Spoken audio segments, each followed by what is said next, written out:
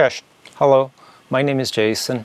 I'm planning to do a series of videos showing how to use MacroSystem's MovieShop on the Amiga system. I've been working on and off on this Amiga 4000 over the past 10 years or so. It's been a labor of love.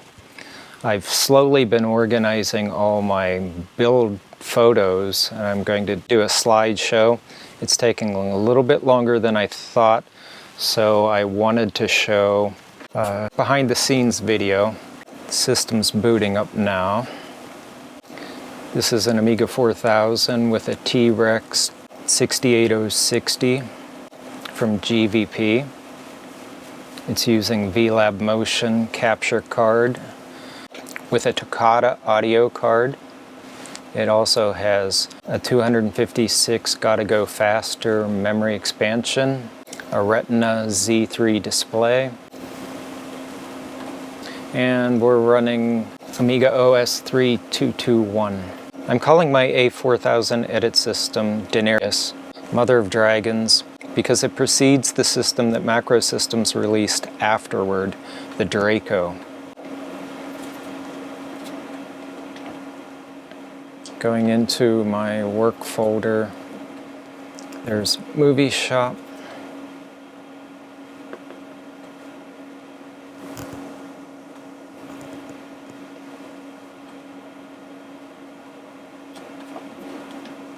Okay, it opens up to the last window configuration that I was using. This is MovieShop 4.3. There are a few later releases which I may install later on, but I'm using 4.3 as a starting point.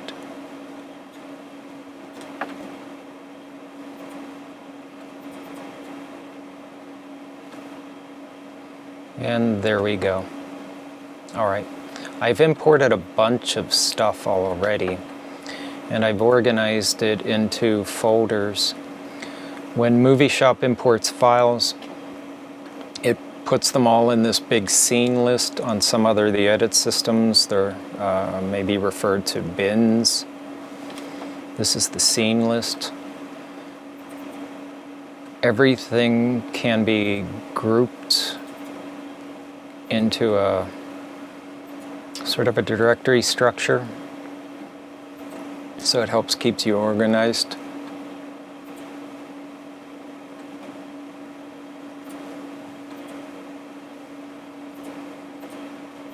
I'm using 4 gig audio and 4 gig video partitions, each one stored on a separate compact flash card in a dual PCM CIA SCSI drive from Microtech. It treats it as 2 individual SCSI devices, and it maximizes the amount of storage I can get. VLab-Motion limits you to 4 gigabytes, even if you have patches in the system that allow your Amiga to have larger drives and partitions. MovieShop can only see the first 4 gigabytes of any drive. If you put a partition above that, MovieShop will just overwrite the beginning of the drive and destroy all the RDB information, wiping out your drive.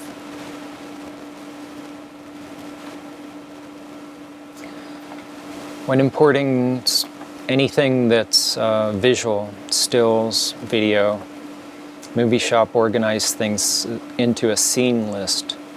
All your clips are called scenes. And this window, my scene list, is organized like a directory structure. All of the orange listings are folders. They're called groups in MovieShop.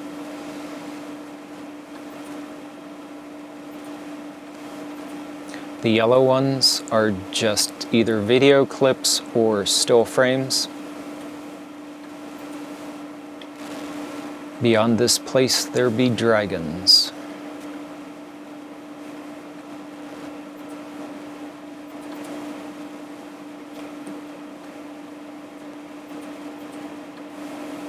I have some animated stock footage from a library that I subscribed to that I converted and imported into MovieShop.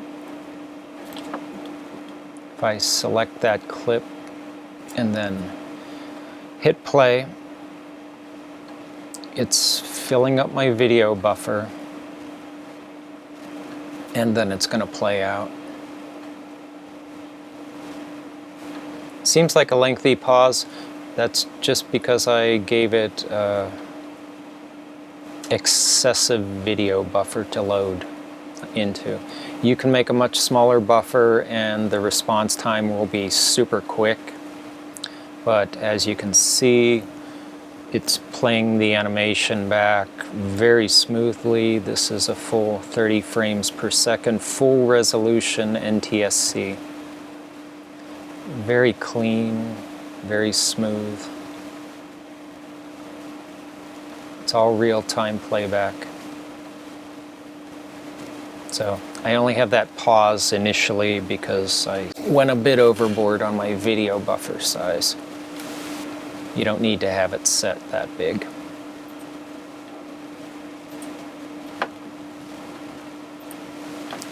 So I'm trying to organize all my project build photos and I'm almost done.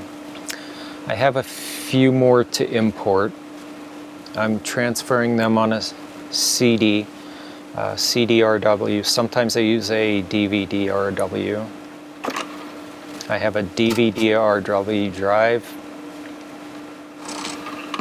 in my 4000. So what I want to do is import a bunch of my project build photos. I'm slowly trying to get all that stuff organized and it's taking longer than I expected. Today I'm just going to import a few things so you can see how that's done. Before I import a still or a video, I need to create a new scene, sort of a new container that the imported or digitized video is going to go into. MovieShop automatically names it unnamed for you. You can use pretty lengthy names, call it whatever you want. You can add additional comments in the comment field. Before I can import my files, though, I need to launch a commodity that I installed called CoolIO Prefs, available from aminet.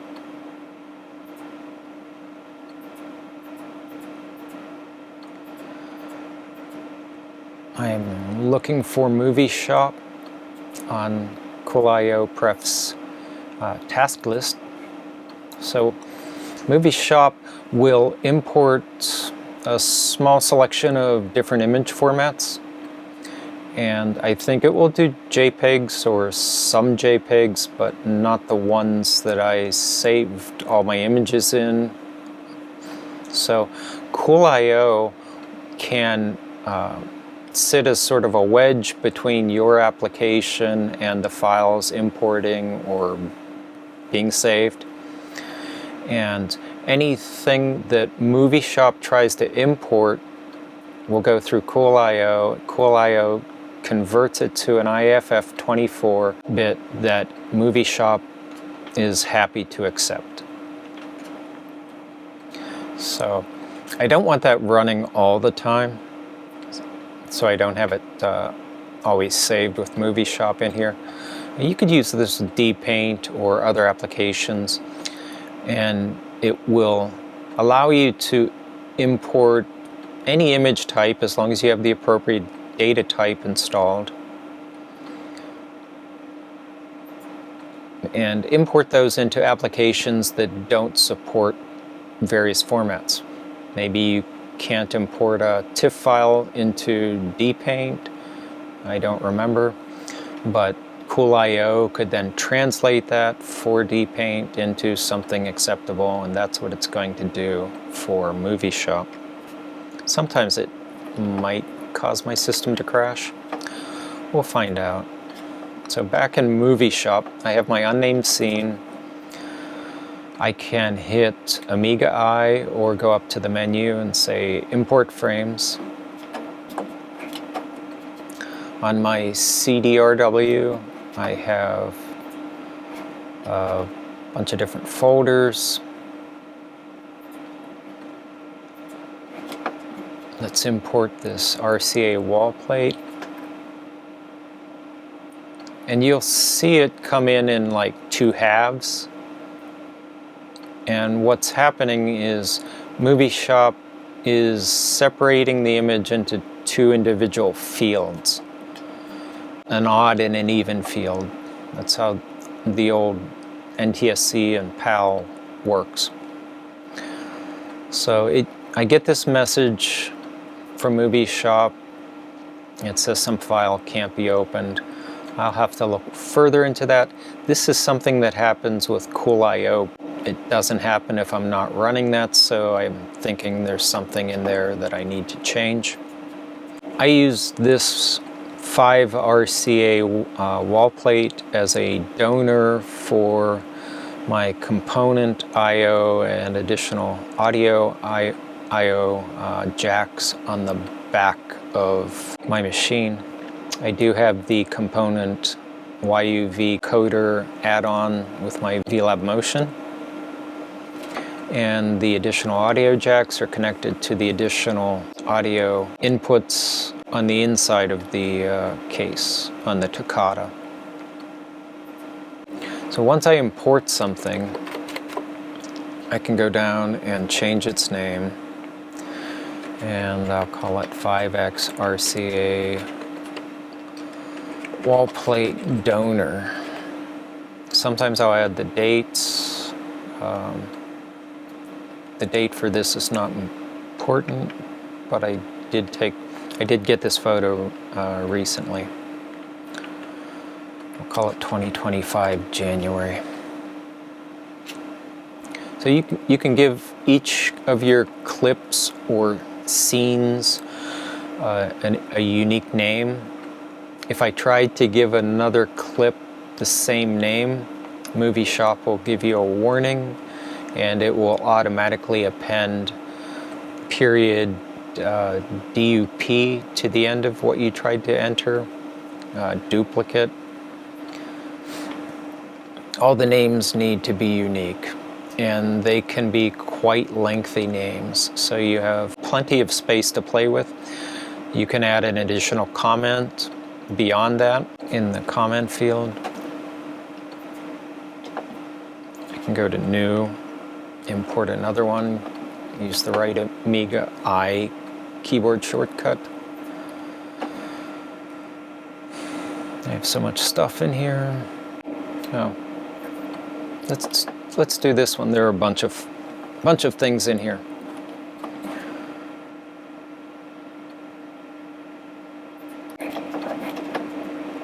So in 2023, April 17, it looks like, I started building this current limiter box.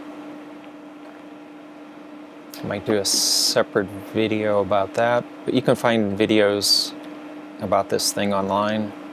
Everything I used to build this thing was like scrap that I found at Goodwill or Restore, which is a Habitat for Humanity store near us that sells old building supplies, miscellaneous odds and ends left over from projects. So this is drilling my current limiter box. What did I say that was? 2023, April 17.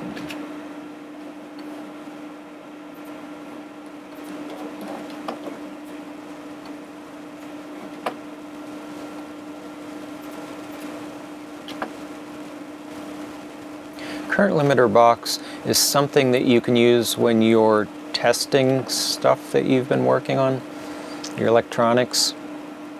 So if I were replacing things on my Amiga 4000 motherboard, new SIM sockets, whatever the case may be. There could be a short in there. Maybe I had too big of a solder blob, or shorted something else out, or I'm working with a power supply and I'm not sure it's quite up to spec yet.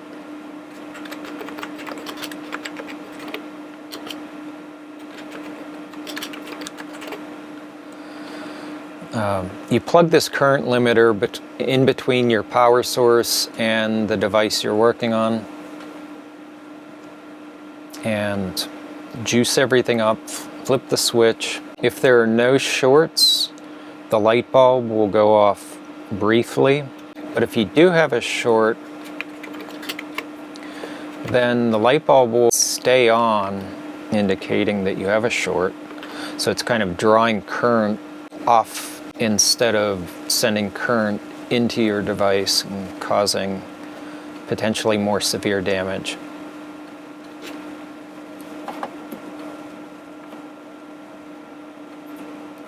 I could probably go over a better explanation of it at another time. I just want to bring in a number of these files and then show you a little bit about the organization within MovieShop.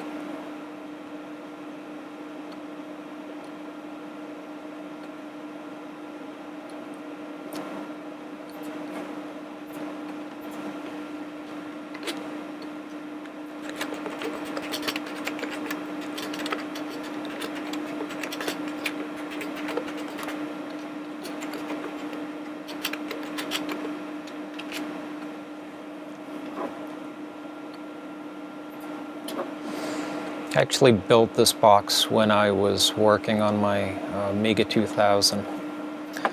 That's a story for another day.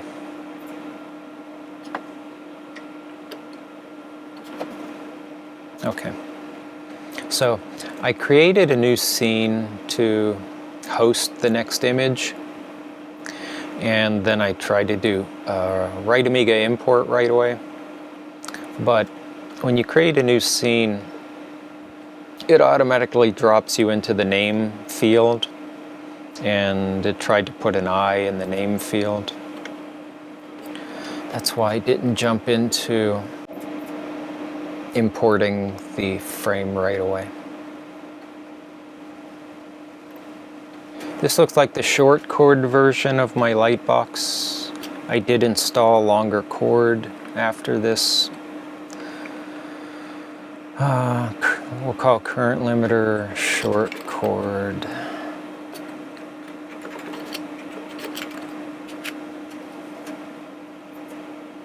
Once you start importing a lot of clips, you get this big cluttered list of things, and it's good to be able to organize these in some fashion.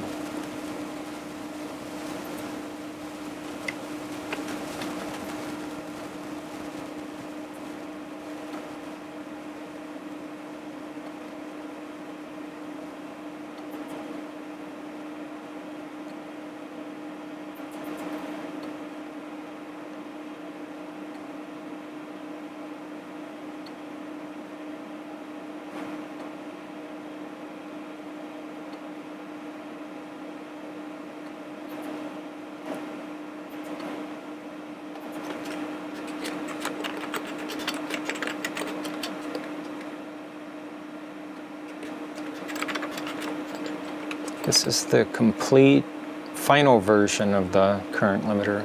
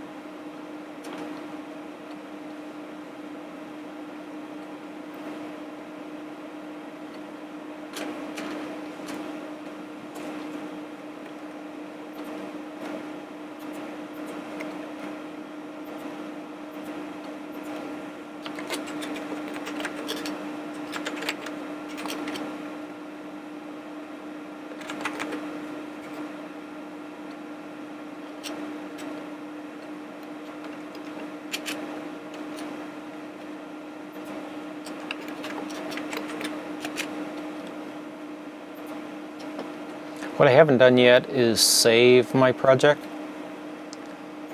and I would recommend doing that from time to time. You can lose a lot of work if you don't save frequently. There is an auto-save set. I don't remember what it's set to. But when you're running CoolIO prefs, it throws up an extra requester when you save. It's kind of annoying. It's just like when it's importing the file and it throws up that requester.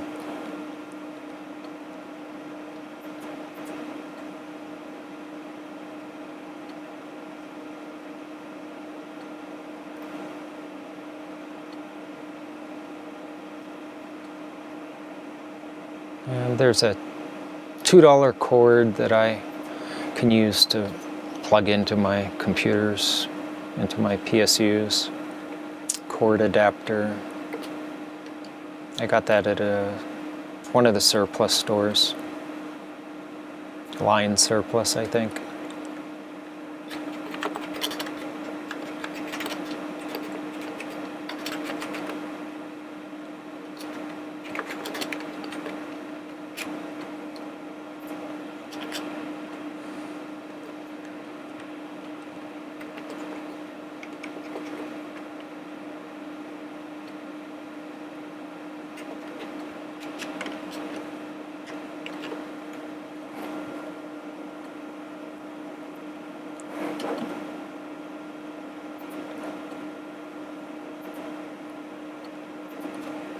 And if you made mistakes, you can go back and change things. Sometimes I put the image number on here to distinguish files, scenes or clips.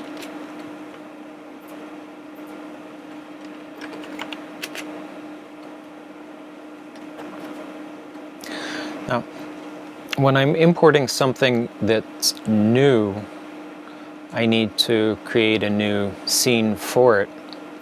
If I didn't do that, if I just had this current limiter output cord scene selected, whatever's selected, it will show up in the fields below when I click on it. It doesn't really highlight it, but you see it change on the output and you see these fields change. So if I didn't create a new scene and I go to load in the next one, what happens is it adds it to the currently selected scene. So now I have two images being put into this one scene, and that's not what I want. So if I scrub through this with the scene control, you can see I have these two images in here that I don't want. What I'm going to do is use the edit features. This reminds me a lot of working with film and an editing block. So I put my strip of film on the edit block and I mark my in and out points. So the in point is set to the current frame, wherever I've scrubbed to through the clip. And when I hit mark block, that sets my out frame. And then I can cut.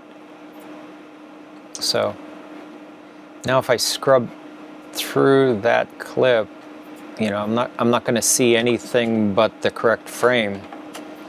If I create a new scene now, I could import the frame that I mistakenly added to the other one, but on my edit block, I still have this clip that's stored there. And if I hit paste and I have this unnamed scene selected, it will paste whatever is currently on the cutting block into that scene.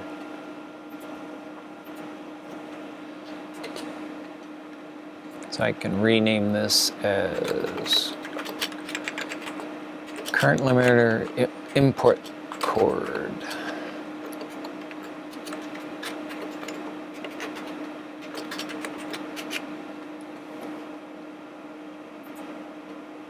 And that frame will stay on my edit block until I do something else with the edit block.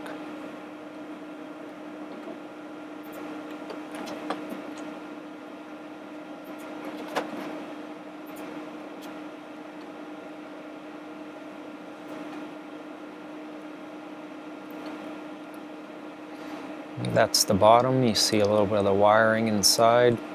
This box was something I found at Goodwill. I think it was I don't know, a subwoofer or something for an audio system. I gutted it out. I just liked the size and the shape. It was perfect for what I was doing, and it was cheap, so win-win.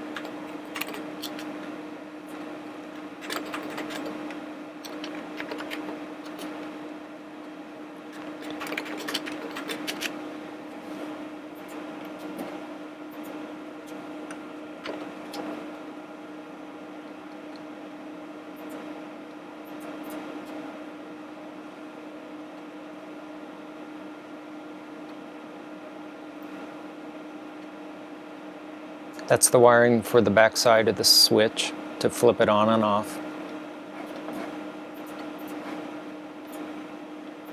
There are different ways you can build these things. If you really want something thorough and a well-done video on making one of these for yourself, I suggest you go to YouTube and look for learning electronic repair and current limiter box, or something like that. Maybe it's just current limiter. The guy who does learning electronics repair is really quite informative. You can get a lot of good troubleshooting of a wide variety and range of electronic devices.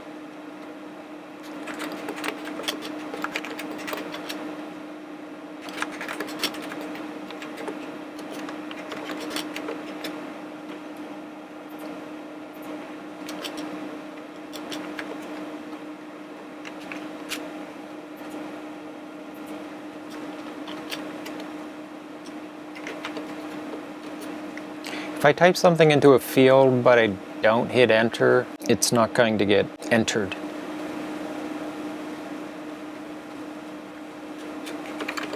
So I had already typed this date in my comment field previously, then I jumped up to another scene to fix a typo or make an addition. And when I came back to the newest scene, the comment field was empty because I didn't hit enter before jumping up.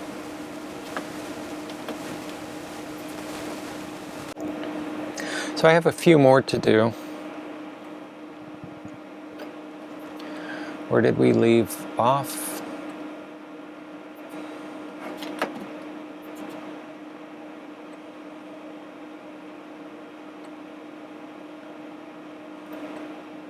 So on the inside and the outside of my wiring to the outlets, I just put some zip tie strain relief to hold the cord secure to the box. This is the input side, I think.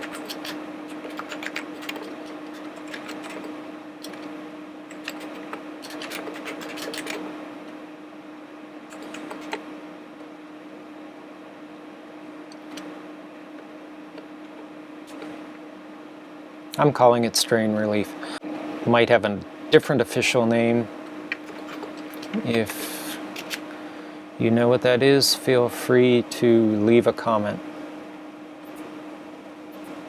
And a like, if you like it, if you want to see more. And are interested in this old nonlinear edit system from the early days. This is mid-90s.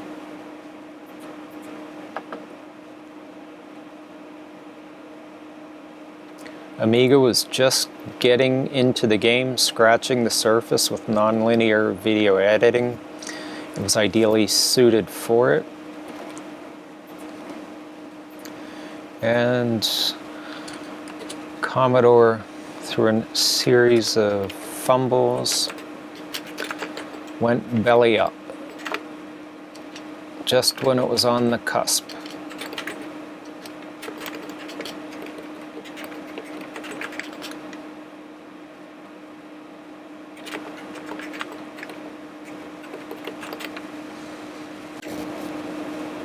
I can type in a lot more than I can see in my current scene window for these names. That's fine. You can resize the window if you want.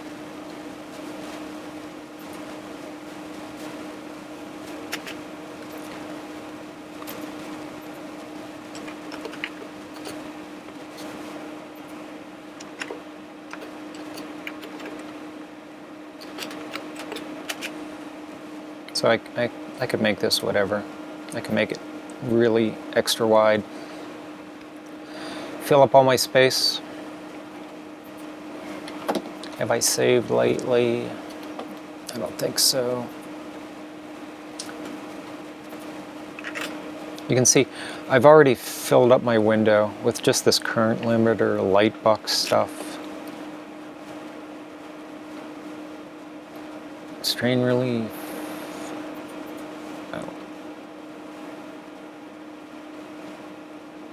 I think this shows the wattage of the bulb. No, not yet. This just shows the socket.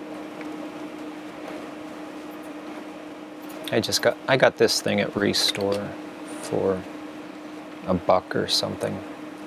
$2. Something cheap.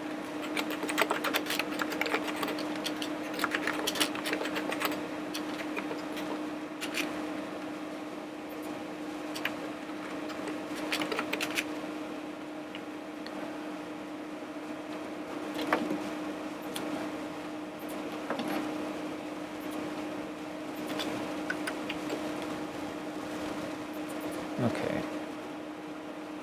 Yeah, this is the picture that shows the wattage of the bulb.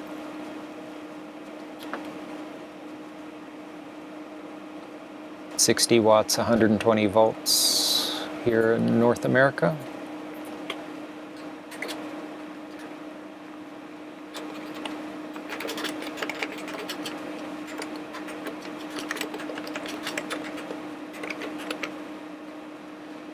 So you can change the wattage of the bulbs, and you can do a series of bulbs if you want for different needs to draw different amounts of current away from your electronic device.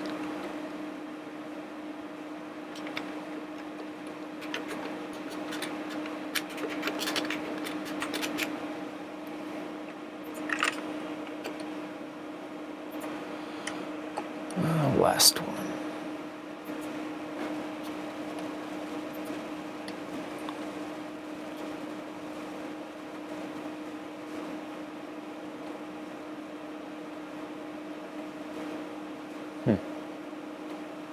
Okay, this one's taking longer to import.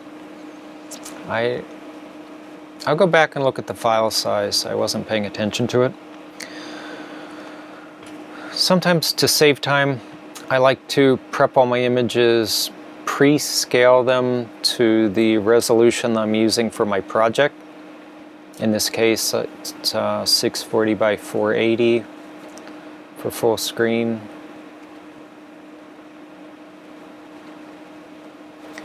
What I'm thinking is that this is the full resolution image. I didn't didn't scale this one down. And MovieShop on its importing will do that for you. It will just take a little bit longer.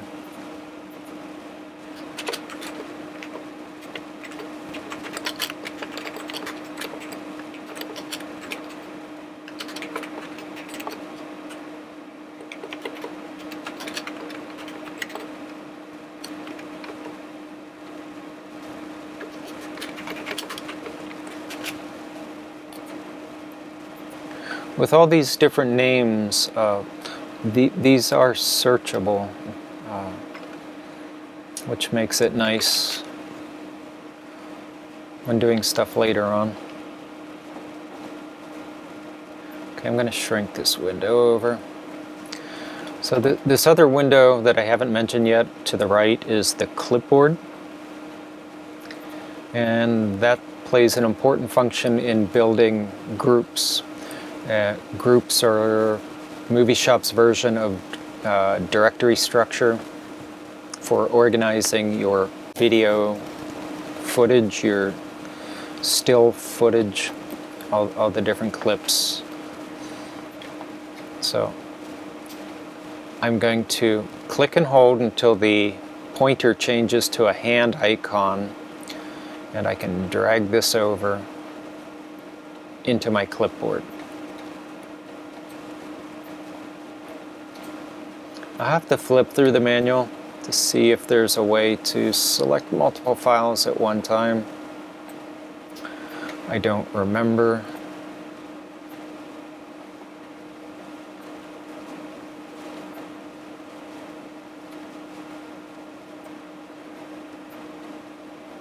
There are some menu commands where I can move everything in my scene list to the clipboard, which is sometimes convenient.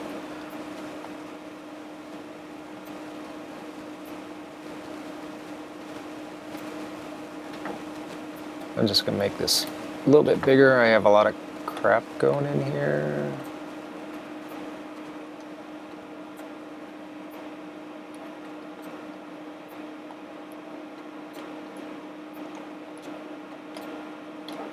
Okay. So I have all this on the clipboard. The clipboard is a dangerous place for any of your stuff to exist. So if the computer goes wonky, crashes, MovieShop crashes, there's a power issue, lights flicker, anything in the clipboard is erased. It's not saved with the project. So even if there were no mishaps and I just quit MovieShop, I save it, I think I'm good. If it's not moved back into the scene list window, that clipboard is temporary and it's gone. So move fast. I clicked on Make Group. It condenses everything down into a group, a single group, directory if you like, a folder, and I can drag it back into the scene list, or I can go to Edit, Menu, Clipboard. There are a few options in here. One of them is Scene List to Clipboard. I don't want that. That's going the reverse direction. I want Clipboard to Scene List. Boom. And down at the bottom of the list, or somewhere on my list, I wasn't paying attention. Where did I put it? Okay, I see what happened. This confused me. I shouldn't have grabbed this RCA wall plate donor. Let's move that out. So whatever's in the top of your group when you make it, that gives the name to your group. And I'm going to rename this Current Limiter Lightbox Picks 2023 April. So this orange group now has all my current limiter picks. Their MovieShop tried to do an autosave and it has that CoolIO error. Just click on OK and everything's fine. So if I go into the current limiter lightbox group, double click, I can see all the different images stored in this group. I can click parent to go up one level. If I have multiple levels nested, this can be just like any directory on your Amiga. I can have groups within groups within groups. You can go up one at a time by hitting parent, or you can hit root to take you all the way back to the top. So I still have that wall plate image residing dangerously in my clipboard. So I want to clipboard to scene list, and there it goes. I can drag it back and forth too. I can click and hold and drag it and plop it in. If when I'm dragging, I drop it outside my scene list, then what happens, what happens is it wants to delete that. That's one of the ways to delete things from your list. Just drag them out into the void.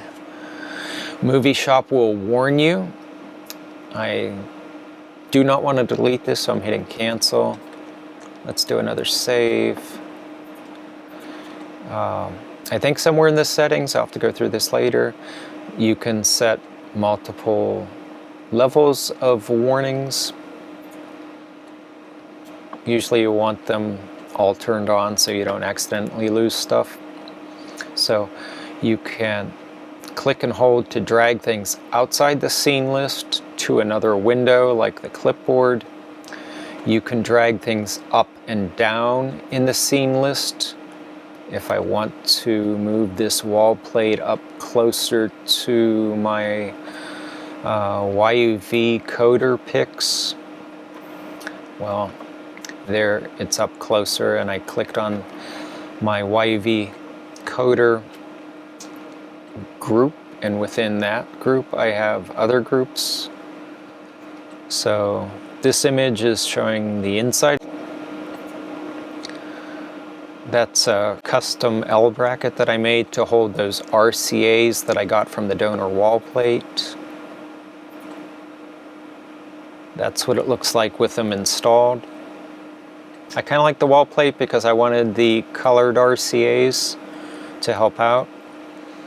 So I've got the red, blue, and green, and the two that are off to the side are audio, so I used the two audio jacks from that donor plate. And I hit root to jump all the way back out. So that's a basic overview of importing and doing a little bit of grouping. These are just the video and still frames. If you go up to Windows, there's scenes with a lot of stuff under it, and sound samples. If I go to sound sample list, this is where all my audio lives. So since this is Project Daenerys, somewhere in my list I have some Game of Thrones.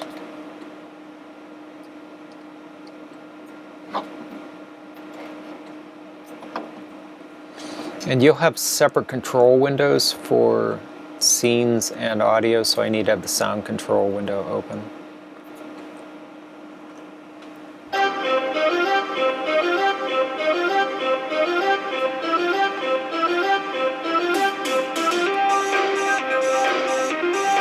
I'm just playing audio out through the speakers on this TV. that I'm using as a monitor. It's convenient, it has a bunch of different inputs.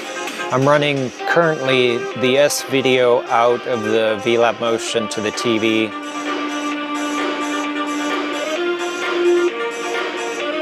And this is, somebody did Game of Thrones mod or something for the Amiga that I found and then I converted. When you're bringing audio files into MovieShop, it accepts a few formats. I converted everything to stereo 16-bit wave, not using any compression on the wave files. They have to be stereo. It confuses MovieShop if you feed it a mono channel file for the audio. I'll do more on audio imports later. But I just wanted to show something because my slideshow of project build photos for Project Daenerys is just taking a little bit long. So I hope you enjoyed that. If you liked it, hit like. If you didn't like it, maybe the next video will be more interesting than this one. Thank you for watching.